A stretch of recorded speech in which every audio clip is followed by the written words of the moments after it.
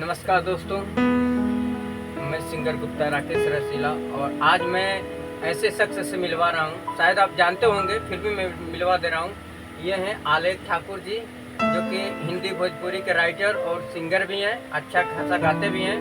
और आज आए हैं ये हमारे शॉप पे, किसी काम से आए थे तो अचानक आ गए, तो मैं बोला चलिए आइए बात कर लेते हैं कुछ आपस में।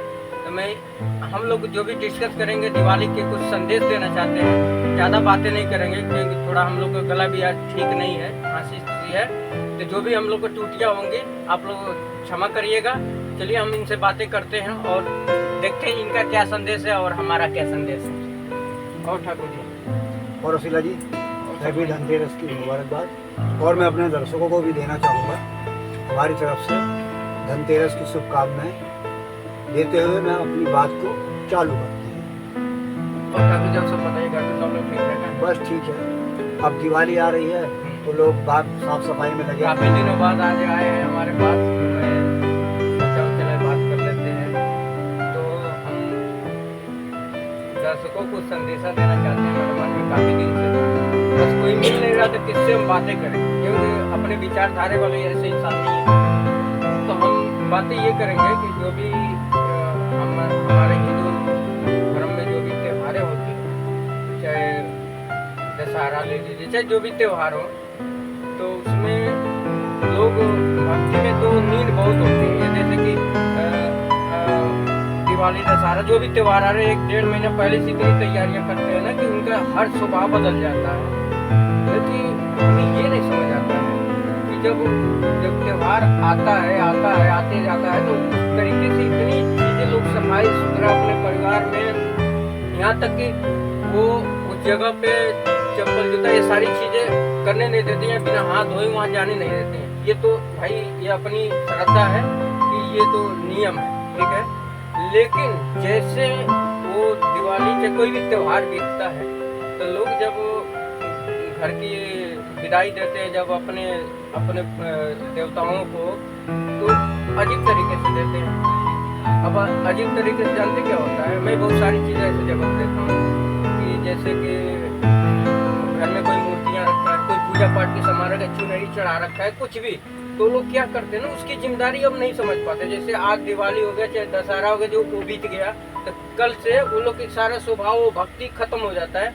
अब वो लोग जगह नहीं, ये नहीं सोचते कि चलो भाई जिस तरीके से हमने लाया उस तरीके से इन लोग को जगह दे दें, आराम से दे दें। जहाँ आया मूर्ति हो चाहे चुनरी हो, उठाया कूड़ेदान में डाल दिया, मूत्रालय के पास डाल दिया, कहीं रोड के किनारे डाल दिया, कहीं पेड़ के नीचे डाल दिया। मतलब ये लोग यही नहीं समझ आता है कि ये लोग करना क्या चाहते हैं, दिखावे के लिए कर रहे हैं या क्या कर रहे हैं, हमें यही नहीं समझ आता है। इसके बारे में कुछ बताइए कि हम कुछ संदेश दे सकें, क्योंकि हम भी कोई इतना बड़ा ज्ञानी तो है नहीं, ठीक है, लेकिन जो हमारे विचारधारे हैं, तो सोच रहा हूँ इस पर कुछ बातें किया जाए, तो कुछ बताइए। ऐसा है, जब हमारा कोई त्यौहार आता है तो हमारी ये सोच बदल जाती है। हम ये सोचते हैं कि ये जो 11 दिन है, इस 11 दिन में हम भक्तिमय हो जाते हैं, ठीक है, हमारी सोच बदल जाती है, लोगों के प्रति नजरिया बदल जाता है। लेकिन वो टाइम बीतते जैसे हम मान लो अब 11 दिन हो गए और आते हमारे 10 दिन होती है। 10वें दिन हम कन्या पूजते हैं, पूजने के बाद मतलब खाना खिलाया जो भी करते हैं, उसके बाद हम चेंज हो जाता है। उसके बाद 10वें दिन के बाद हमारी सोच होती है अरे यार वो काम खत्म, जैसे होता है जबरदस्ती करना। हाँ। तो हम जबरदस्ती करते हैं। हाँ। उसके बाद हम लोग 10 दिन हो गए, उसके बाद फिर हमारा वही रूटीन चालू हो जाता है, एक दूसरे को बोलना, एक दूसरे को दुश्मनी करना, वो करना। तो ये हमारे जो धर्म है ना, इस चीज़ को नहीं सिखाते हैं। इससे हमारे संस्कार झलकते हैं, जो हमारे बुजुर्गों ने संस्कार दिया है वो हमारे धरोहर है। अगर हम उसको ही नहीं बचा के रखेंगे तो हम अपने बच्चों को, अब वही चीज़ें देख लीजिए कि अपना हिंदुस्तान अपना धर्म भूलता जा रहा है और अन्य कंट्री हमारा धर्म अपना रहा है, जैसे विदेश हो गया, चाहे ये बहुत सारी जगहों पर ऐसा देख रहा हूँ, पहनावे से लेकर भक्ति में। इसकी वजह क्या है, ये जो हमारा जो जनरेशन है, ये वहाँ की चकाचौंध में वो हो जाता है, भूल जाता है। वो लोग वहाँ के कॉपी कर रहे हैं, वहाँ के लोग यहाँ के कॉपी। अच्छा, हमारे जो बच्चे हैं या जो फैमिली है, अब अगर हम उनकी सोच अगर अभी से अच्छी बना के चलेंगे तब तो भविष्य उनका बहुत अच्छा है। ये तो आने वाला कल बहुत बेकार है। अब सारी चीजें आप ये देख लो, अब हम छोटी दूर भी जाते हो अब गणपति हम रखते हैं, एक घर के पास 5-5 गणपति रख देते हैं ना, तो क्या हम एक गणपति से गुजारा नहीं कर सकते? बिल्कुल कर सकते हैं, लेकिन वो कंपटीशन हो जाता है। दूसरी बात एकता भी खत्म हो जाती है। अब भावना, अब मान लो 10 आदमी आपके पास आ रहे, 10 आदमी उसके पास जा रहे, हमने भगवान को ही बांट दिया है। अब मान लो आपने अपने घर रखा और मैं आपका पड़ोसी हूँ, मैंने अपने घर रखा, जो तुम्हारे जानकारी में है वो तुम्हारे वहाँ आएंगे, मेरे यहाँ आएंगे नहीं है। क्या गणपति बटे हुए हैं? भगवान को बांट सकते हो आप? जातियों में भी बट रहा है ऐसा। नहीं, भगवान को आप बांट दोगे कभी नहीं। तो जब तक हमारी ये सोच ही नहीं बदलेगी तो फिर हम तो बेकार है ना। तो भाई मेरा कहने का मतलब ये है, सोच अच्छी रखो, भगवान देवी देवता सबके लिए है, पूजा पाठ भी सबके लिए है, लेकिन एक ये भी होता है भाई इंसानियत भी होनी चाहिए। मैं तो ये कहूँगा कि 10 जगह पंडाल लगाने से एक जगह मिलजुल के रहो, आरती करो या जो भी करते हो आप तो। हाँ, उसकी देखो पूजा पाठ करना कोई बड़ी बात नहीं है, हर कोई कर लेगा, लेकिन श्रद्धा आपको बताती है तुम किस तरह से। मान लो आपने आज गणपति इकट्ठे किए और कल को भाई देखा नहीं यार आज 6 दिन 4 दिन अब वो भारी हो रहा है, तुम सोचा जल्द भाई 10 दिन हो पर से खत्म करें और कहीं देखो अरे यार विसर्जन पे जाएंगे तो वहाँ ये होगा वो होगा, चुपचाप उठाते हैं और कोई चुपचाप भागा। ये चीजें मैंने देखा कि दशहरा बीता है ना, तो मैं ये अपने दुकान जब मैं जा रहा था तो बड़े ये वाला क्या बोलते मंडावली जो फाटक है ना, फाटक के बगल में कूड़ादान, ठीक है ना, ये तो स्कूल के बगल में जो गेट रखा है, गेट सामने बहुत सारी रोड पे जैसे प्लेटफार्म है ना, प्लेटफार्म पे बहुत सारी खिलौनियां मूर्तियां रखी गई, मैंने हटाकर साइड कर दिया, ठीक है। फिर आगे बढ़ रहा पुल के नीचे देख रहा हूँ उसमें क्या है ना कि बहुत सारी उसमें मूर्तियां हुआ, जहाँ कूड़ादान जो बड़ा सा कूड़ादान रखता है ना, दान के बगल में रखा, तो उससे लोग आ रहे चल रहे। मैं क्या कर सकता हूँ, रात में मैंने क्या किया कि कम से कम 100 फोटो था गणेश जी का, मैं वो लाया और टांग रहा हूँ, बढ़िया मूर्ति है। तो ये चीजें हम नहीं समझ पा रहे कि हिंदू कहना क्या चाहता है या करना क्या चाहता है। उसमें ऐसा कुछ दरअसल है ना, जब हम हमारी ना एकता नहीं होती है, वो चीज है।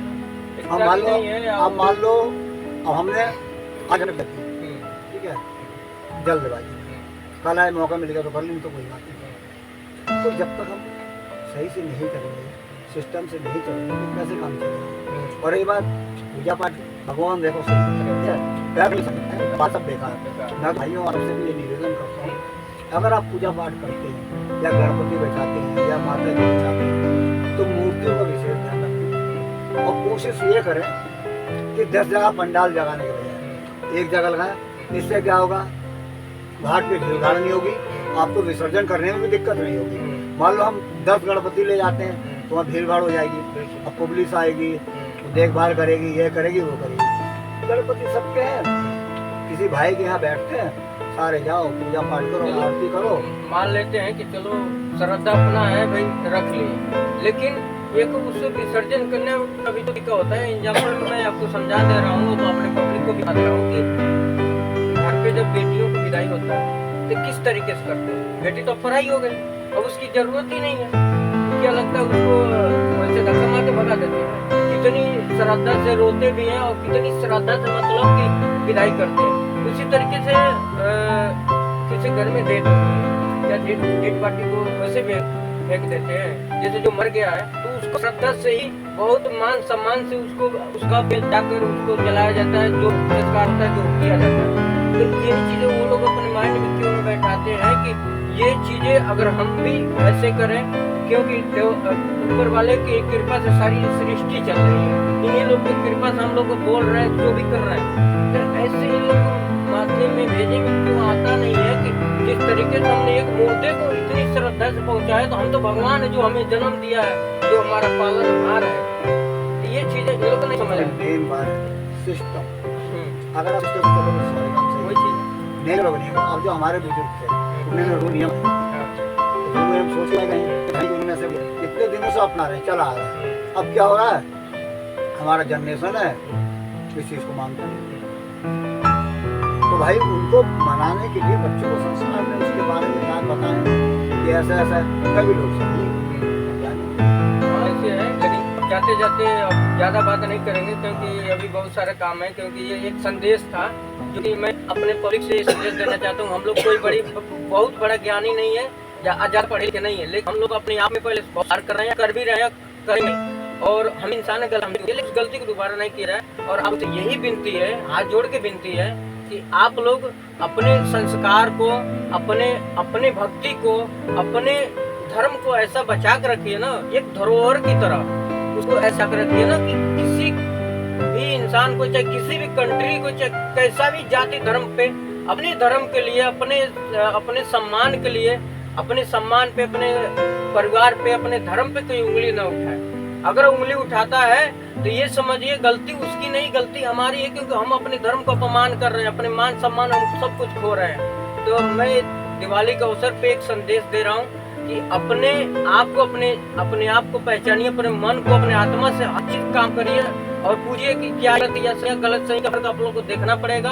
और आगे वाले एपिसोड में हम बहुत सारी चीजें बातें करने वाले हैं। और प्लीज हमारे चैनल को सब्सक्राइब, लाइक और शेयर जरूर करिएगा, क्योंकि इस पे अच्छी बातें और सच्ची चीजें मिलेगा सुनने को, और बहुत सारी आपको सीखने को मिलेगा, हमसे भी सीखने को मिलेगा। कमेंट करना मत भूलिएगा, जितना से जितना कमेंट करिए। धन्यवाद। आप बच्चों को समाप्त करते हुए एक बार फिर हमारी तरफ से रसीला जी और अलेख ठाकुर तरफ से हैप्पी दिवाली।